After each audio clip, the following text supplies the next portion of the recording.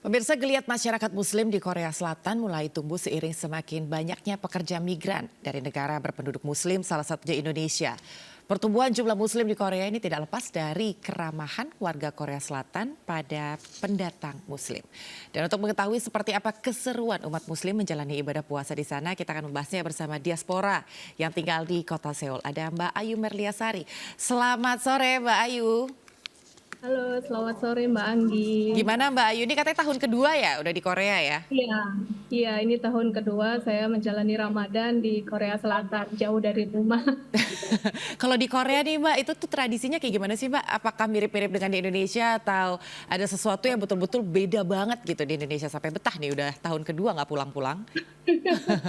Sebenarnya juga pengen pulang, tapi karena masih studi jadi belum bisa pulang. Kalau untuk Oh. tradisi sendiri di Korea Selatan dengan Indonesia itu berbeda Mbak, terutama vibe-nya. Di sini saya tidak bisa merasakan vibe Ramadan itu seperti apa, kecuali Hmm. kita datang ke distrik khusus apa yang merupakan tempat di mana tempat itu Muslim friendly banget. Misalnya ke Itaewon itu baru terasa suasana Ramadan di sana. Banyak orang Muslim, migran, kemudian pelajar, dan semuanya baik dari Seoul maupun luar Seoul datang ke Itaewon untuk beribadah, kemudian berbuka puasa bersama, dan berkumpul juga begitu. Oh, jadi kalau di sana tuh ada tempat ya betul-betul tempat perkumpulannya masyarakat yang beragama Muslim. Terus kalau misalnya di sana biasanya ngapain aja tuh Mbak? Apalagi di bulan Ramadan Oh, kayak gini ya, buka puasa oh bareng iya. kah atau gimana? Ya, kalau misalnya di Itaewon sendiri, ini lokasinya berada di Seoul. Di sini adalah tempat yang sangat ramah untuk Muslim, karena banyak restoran halal, kemudian supermarket halal. Oh. Lalu orang-orang datang ke sini tidak hanya dari Seoul saja, tapi tempat-tempat kota-kota sekitar Seoul itu para pekerja migran atau teman-teman yang bekerja di sini datang ke Seoul pada waktu weekend, Sabtu atau Minggu itu di Seoul Central Masjid. Jadi di Itaewon itu ada masjid terbesar di Seoul, namanya Seoul Central Masjid. Orang-orang Muslim datang ke sana untuk kalau bulan puasa otomatis buka bersama, kemudian sholat tarawih bareng, sekaligus sebagai tempat untuk silaturahmi di sini gitu. Oh, nah kalau di Indonesia nih Mbak Ayu, kalau di Indonesia kan biasanya tuh orang kalau buka puasa carinya takjil gitu kan ya, kolak Mhm. gitu. Nah kalau misalnya di Korea tuh apa tuh Mbak? Apakah mirip-mirip gitu kan kayak di Indonesia atau di sana tuh punya makanan khusus gitu? Oh, kalau untuk orang Muslim di sini ya Mbak, Mhm. kalau makanan khususnya sejauh ini saya kalau buka puasa di masjid itu menunya di masjid ataupun di tempat teman-teman gitu, menunya yang pasti ada itu kurma. Yang satu adalah Oh. kurma, yang kedua itu air minumannya biasanya bisa susu ataupun air mineral. Nah, dan yang pasti ada itu adalah buah-buahan. Buah-buahan itu wajib ada di setiap menu. Ya, buka puasa itu pasti ada. Dari tiga ini pasti dijumpailah kalau datang ke acara buka bersama di sini. Begitu. Nah kalau di sana juga nih Mbak, kan katanya kan ada satu tempat khusus ya untuk masyarakat Muslim. Nah kalau Mbak Ayu sendiri tuh melihat ada komunitasnya nggak sih? Jadi karena bertemu di dalam satu tempat gitu kan, akhirnya ini jadi komunitas nih gitu. Setiap Oh, Ramadan atau misalnya nanti Idul Adha dan lain sebagainya nih udah punya geng gitu kan oh misalnya. gitu.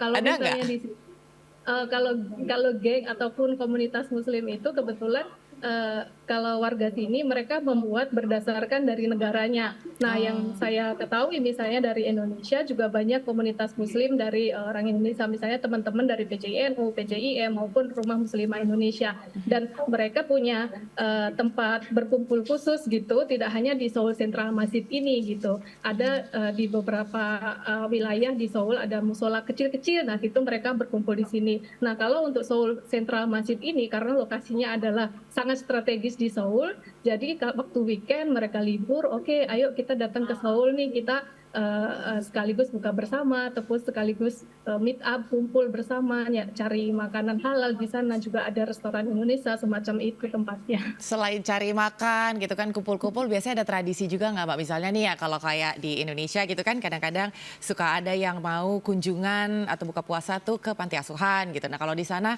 misalnya tipe orang Korea tuh kalau buka puasa senangnya apa? Kalau orang Indonesia tuh apa tuh ada tradisi tertentu nggak kalau di sana?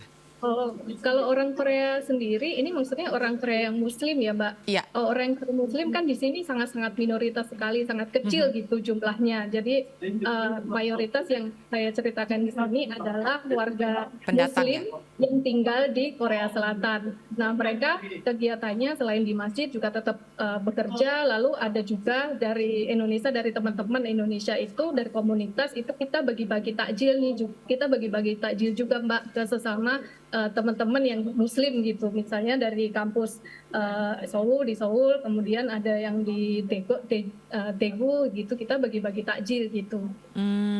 Berarti lebih lebih melakukan kegiatan bareng-bareng sharing food ya kalau kayak gitu Ya ya? betul, lebih lebih ke sharing food gitu, agendanya sharing food. Kalau online begini, komunitas online kita juga ada kayak tadarus bersama, terus one day one juice gitu juga ada, masing-masing komunitas itu punya agenda seru gitu untuk menyemarakan Ramadan Yang di paling sini. seru dan yang paling berkesan apa, Mbak, kalau buat Mbak Ayu nih?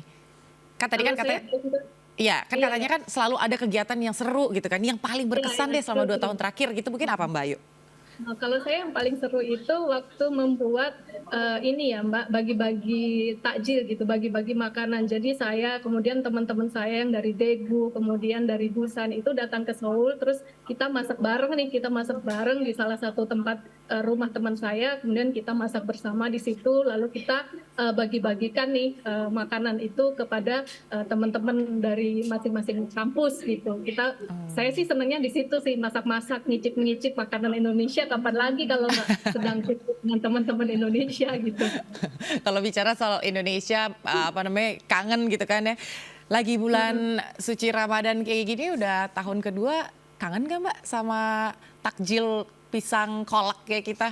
Atau apa gitu yang paling dikangenin Kangen apa tuh? banget. Nanti tahu-tahu langsung booking tiket lagi deh pengen pulang. Iya. Apa Kangen Mbak? banget, bener kangen banget suasana Ramadan di Indonesia, terutama kangen masakan ibu, sambal teri, terus habis itu tempe goreng, itu hal yang sangat mahal di sini untuk kita bisa makan, bisa konsumsi sehari-hari itu.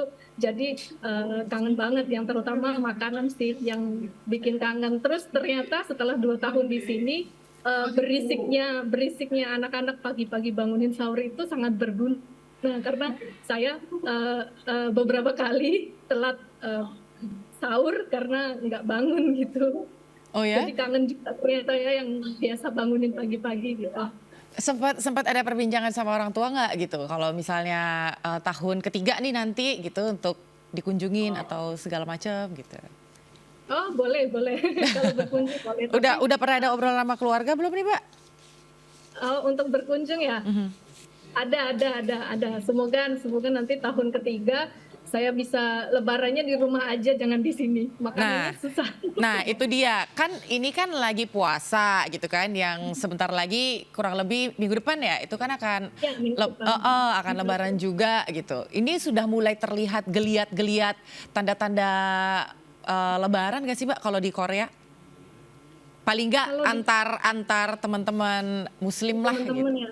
Iya Mbak, kita juga udah mulai, ini kan sudah istilahnya 2 minggu terakhir, 1 minggu terakhir ya untuk menjelang Lebaran. Itu kita sudah mulai sibuk untuk ayo bubur, ayo bubur, ayo bubur, karena sebelum-sebelumnya kita kan tetap aktivitas tetap seperti biasa ya, bekerja biasa, kemudian kuliah juga tetap semacamnya. Terus ternyata kita sudah 1 minggu nih, sebentar lagi Lebaran. Jadi kita mulai menghubungi teman satu sama lain. Ayo kita sempetin waktu, kita buka bersama, kita ke masjid, kita tarawih bersama gitu. Bahkan kita bercanda juga. Ayo kita beli baju baru nggak nih buat nanti sholat Id gitu. Kalau ternyata di Korea juga masih ada buka bersama ya Mbak ya. Kalau di sana Ya, misalnya pengen sholat gitu Mbak, ada aturan yang berbeda nggak di Indonesia? Misalnya nih harus daftar dulu atau nggak harus scan QR code-nya kayak gimana untuk mengantisipasi penyebaran COVID dan lain sebagainya. Masih ada nggak sih yang kayak gitu? Kalau berdasarkan dari tahun lalu kita di Korea masih sedikit ketat Mbak, walaupun tidak ada pembatasan ataupun tidak ada istilahnya harus daftar dulu seperti itu, tidak. Tapi waktu tahun lalu kita harus wajib pakai masker ya tahun lalu. Tapi kalau tahun sekarang karena kita sudah tidak ada kewajiban untuk memakai masker baik di dalam ruangan maupun di luar, jadi saya pikir nanti saat sholat Id itu tidak akan ada masalah gitu, tidak ada pembatasan ataupun tidak ada hal-hal khusus yang harus kita penuhi untuk bisa sholat di Seoul Central Masjid ini gitu. Kalau di sini kan orang tuh kalau lagi mau buka bersama atau Ramadan tuh lagi rame-ramenya pakai baju kaftan gitu kan.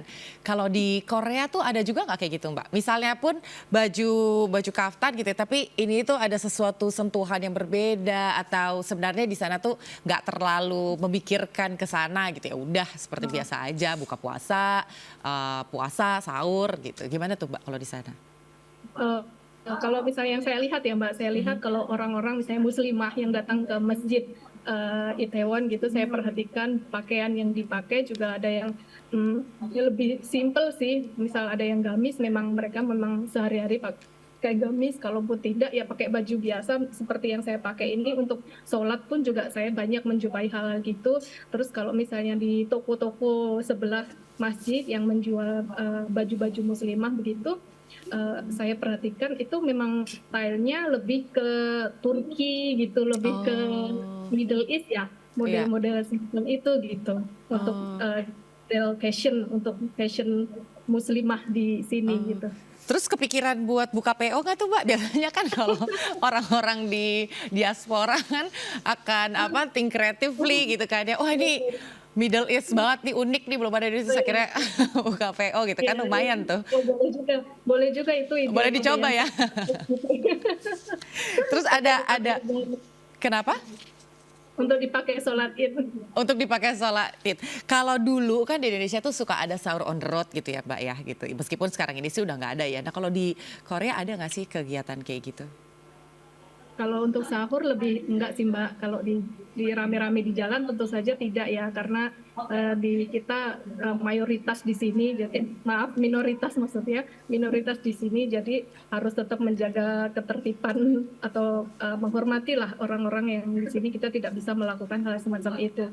Tapi umumnya kalau saya untuk sahur gitu di grup komunitas tadi, saya selalu bilang tolong ya besok pagi di alarm atau saling bangunin sahur, begitu sih palingan yang kami lakukan.